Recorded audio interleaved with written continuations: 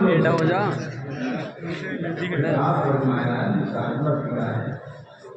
کوئی قیامت کے دن بھی یہ نہیں کہہ سکتا، دنیا میں بھی نہیں کہہ سکتا آپ نے تو ہم سے یاد نہیں کیا تھا، آپ نے تو ہم کو خطاب نہیں فرمایا تھا، آپ نے تو ہم سے کچھ فرمایا نہیں تھا، کوئی نہیں کہہ سکتا۔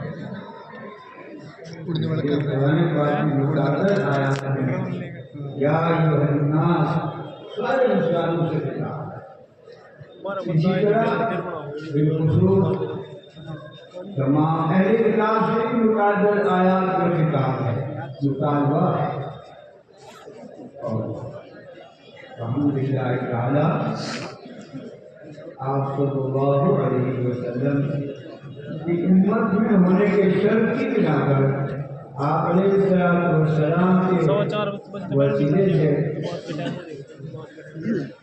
ہم سب اہل ایمان کو یہ خطاب عطا فرمایا، یا ایھا الذین آمنوا، پیارا خطاب۔ اور اگر یوں بھی کہا جائے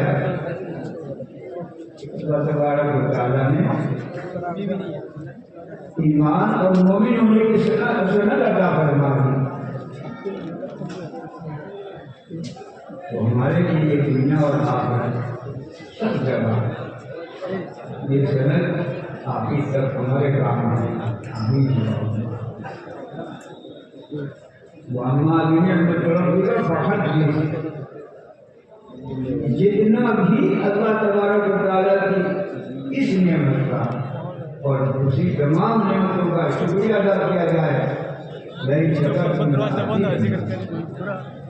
جتنی شکر گزاری ہوگی اسی قدر اللہ تعالیٰ کی طرف سے انعامات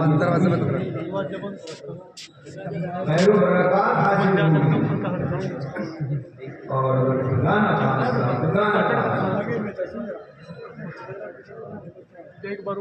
اگر ہم نے اللہ تعالیٰ کی نعمتوں کا اور اس نعمت کا حق ادا کرنے کے لیے شکر ادا کرنے میں کوتاہی کر دی، اللہ تعالیٰ کی ناراضگی بہت زیادہ ہے، ناراضگی بہت زیادہ۔ شکر کا مفہوم کیا ہے؟ شکر نعمت کا مفہوم کیا ہے؟ میں نے یہ سمجھا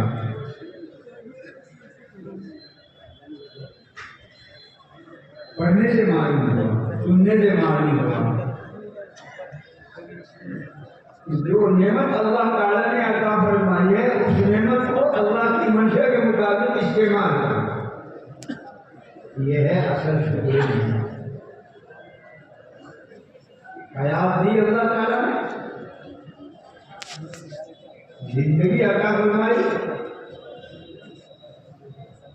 یہ اللہ تبارک و تعالیٰ کی ایسی نعمت ہے، اور پھر اس حیات کے اندر اللہ نے ایمان کی دولت عطا فرمائی، نبی پاک علیہ السلام کی امت میں ہونے کا شرف عطا فرمایا، اور پھر اللہ تعالیٰ نے ہم کو اپنے کام کے اندر لگنے کی بھی توفیق عطا فرمائی۔ ہمارے بڑوں کی، پہلے ہمارے والدین کی، آپ کے والدین کی قربانی، ان کی محنت، ان کی کوشش، ان کی دعائیں، ان کی تمنائیں، خواہشات، تبھی تو آپ کو فارغ کر کے اس مقام پر پہنچایا، انگلی پکڑ پکڑ کر مقدم میں پہنچایا۔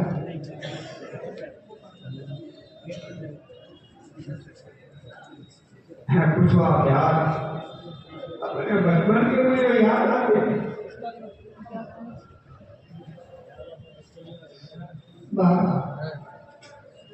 تو میں نے جو آیت تلاوت کی اس کا مفہوم یہ ہے، یا ایھا الذین آمنوا اتقوا اللہ، پہلا مطالبہ یہ ہے کہ اپنے اندر تقویٰ پیدا کرو، اپنے اندر تقویٰ پیدا کرو۔ ہمیں تقویٰ کیسے حاصل ہو؟ ہر کام کو سیکھنے کے لیے ماہرین کے پاس جانا پڑتا ہے، اگر پھرپا چلانا ہو کھیت میں بغیر سیکھے پھرپا نہیں چلا سکتا کھیت میں. ادھر پھرپا ہاتھ میں لے گا اپنے پاؤں کو مارے گا, زمین پر نہیں لگے گا اپنے پاؤں پہ لگے گا.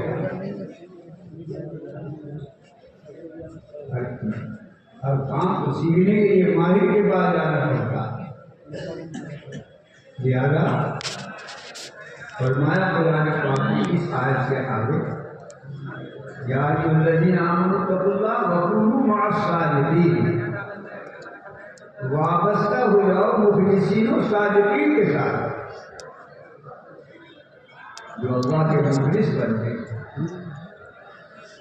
صادقین بنتے ہیں. اپنے آپ کو ان کے ساتھ وابستہ کر لو تو تمہارے اندر تقویٰ آ جائے, تقوی کی حقیقت آ جائے گی اور تقوی والی زندگی آ جائے گی. اب ذرا غور کریں,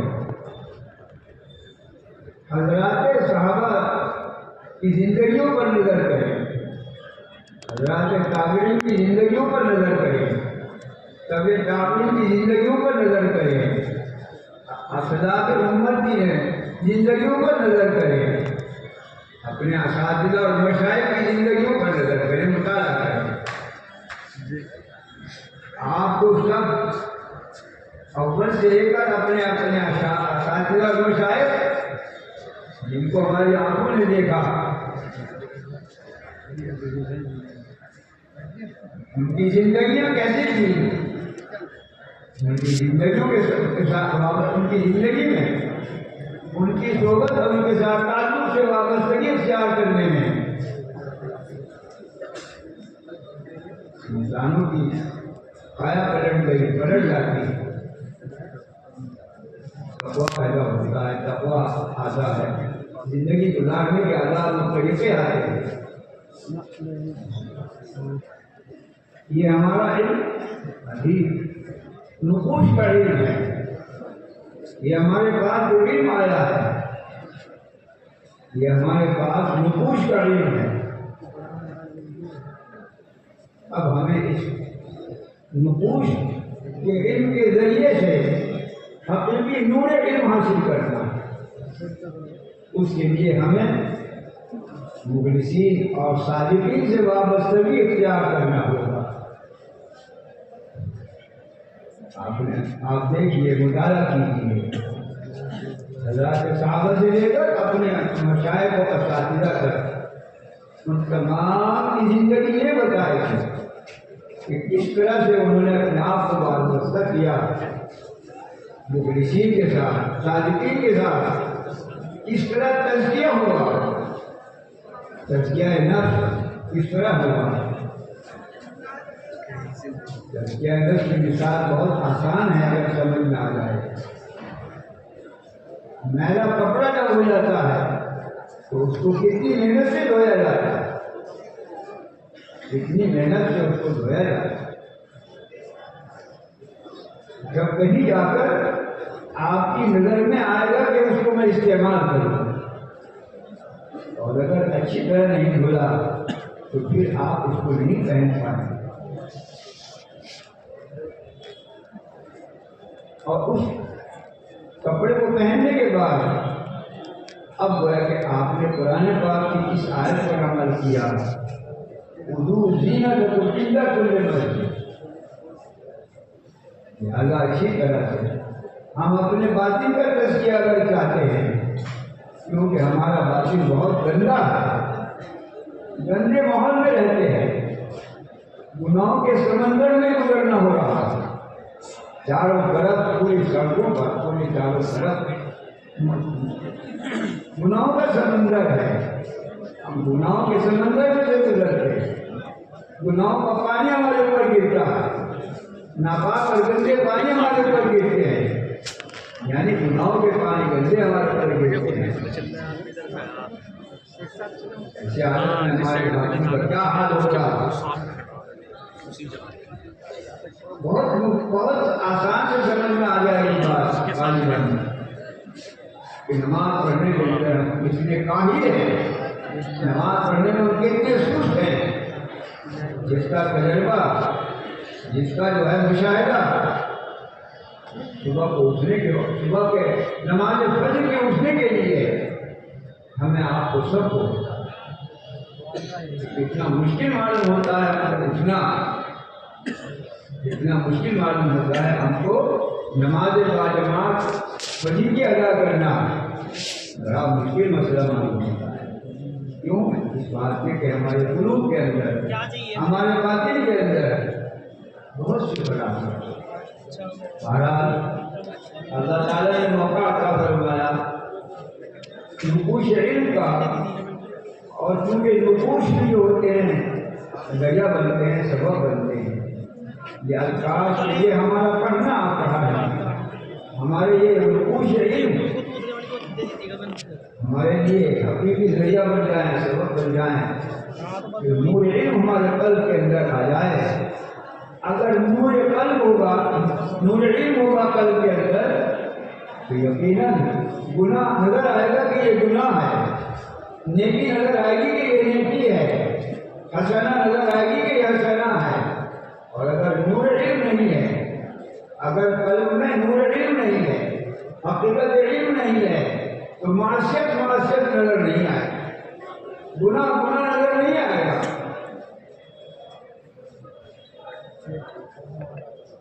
آج ہم سے اس چیز گناہ کے متعلق بتایا جائے، میں تو کہہ رہا ہوں کہ سو گناہوں کے سمندر ہیں سارے، جن میں کو ہم کو گزرنا پڑتا ہے۔ گناہوں کی ہمارے اوپر بارش برس رہی ہے، جن کے نیچے ہمیں چلنا پڑتا ہے۔ بہت گناہ، بہت سے گناہ، لیکن عامتاً دیکھا جا رہا ہے کہ بڑے سے بڑے گناہ کی تعبیر ہماری زبان پر آ جاتی ہے، بڑے سے بڑے گناہ کی ہمارے اوپر، ہمارے زبانوں پر تعبیریں آ جاتی ہیں۔ زیادہ پھر گناہ سے کیسے بچا جائے؟ جب بڑے گناہ سے بچنے کے لیے بچنا نہیں ہو رہا، تعبیر ہو رہی ہے، تو چھوٹے گناہ کو تو پھر کیا نظر میں لایا جائے؟ اور یہ سب قیامت کی علامات ہیں۔ بہرحال میں یاد کر رہا ہوں کہ اللہ تعالیٰ سے دعا بھی مانگے، کوشش بھی کریں، بغیر کوشش اور محنت کے، جیسے کہ مولانا نے بھی بتایا، پورا زور لگانا پڑے گا۔ جی ہاں، پورا زور لگانا پڑے گا، پوری محنت کرنی پڑے گی، تب کہیں جا رہا ہے۔ حضرت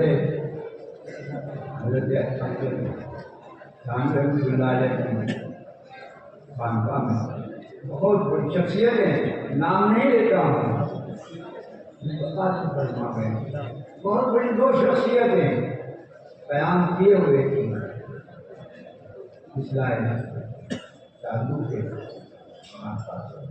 عشاء کے بعد بیٹھ کے بات کر لیتے وہ دونوں ساتھی۔ عشاء کے بعد ظاہر بات ہے کہ وہ بڑے عالم، نام نہیں لے رہا، بڑی شخصیتیں تھی وہ، ظاہر بات ہے کہ میری تمہاری گفتگو نہیں ہوگی۔ اگر بیٹھ کر عشاء کے بعد بات کرنے لگے تو 4 دن ایسا ہوا، حضرت کو اطلاع دی گئی، وہ عالم ہیں، دو شخصیتیں عشاء کے بعد بیٹھ کے بات کرتے، ان کو اطلاع کر دو کہ یا تو یہ صورت حال اس کو خود کی اجازت نہیں تھی، یا پھر اس طرح مل گئے یہاں سے،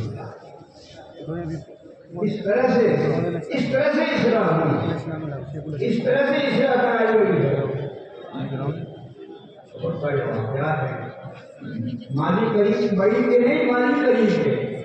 ہمارے مولانا صلی اللہ علیہ وسلم نے زمانے کا کھانے بھون رہے ہیں، ابتدائی زمانے میں تعلیم کی غرض سے کھانے بھون میں رہے ہیں، حضرت کے پاس رہے ہیں، مگر وہاں کے قوانین و ضوابط کی پابندی کس طرح سے کرتے تھے؟ ایک مثال دیتا ہوں،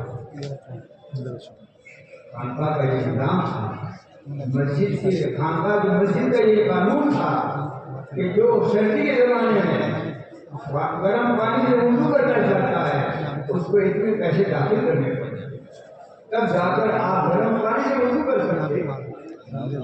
حضرت کے پاس وہ پیسے ادا کرنے کے لیے نہیں تھے، اس بات سے ٹھنڈے پانی سے وضو کیا کرتے۔